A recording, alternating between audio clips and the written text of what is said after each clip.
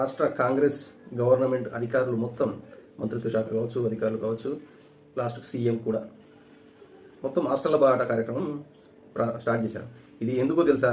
Food poisoning కేసులు, ఆ వసతులు కరెక్ట్ లేక హాస్టల్లో ఆహారం కరెక్ట్ ఇవ్వక జరుగుతున్నటువంటి ఈ యొక్క నిరసన కార్యక్రమాలు మన కేటీఆర్ గారు కావచ్చు, కేసీఆర్ గారు కావచ్చు, మన నాయకత్వంతో హాస్టళ్ల బాట కార్యక్రమం ప్రారంభించారు బీఆర్ఎస్ పార్టీ.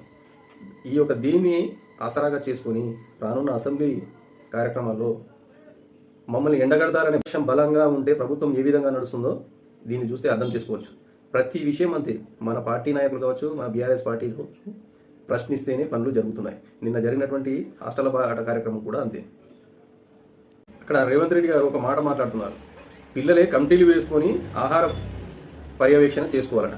ఇక మీరెందుకు సార్? విద్యాశాఖ ఉంది, ప్రభుత్వం ఉన్నది, ఎందుకు సార్? విద్యార్థులే వండుకొని తిన్నాక వాళ్ళ పనులు వాళ్ళు చేసుకున్నాక మనం ఎందుకు సార్ ఉన్నది? ఇంకా ప్రభుత్వం ఎందుకు? ప్రభుత్వ అధికారులు ఎందుకు? ఇదంతా వ్యవస్థ దేనికోసం?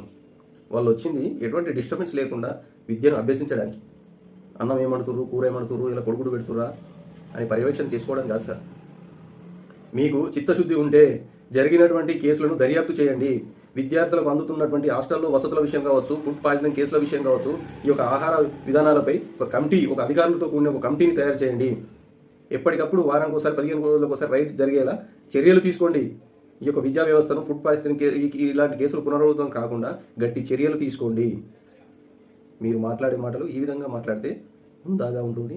మీ యొక్క సీఎం అనే ఆ సీటుకు ఎంతో గౌరవప్రదంగా ఉంటుంది. కానీ ఇలాంటి చిల్లర మల్లర మాట్లాడితే ఆ సీఎం సీటుకు ఉన్నటువంటి ఇజ్జత్ తీయకండి. తస్మాత్ జాగ్రత్త.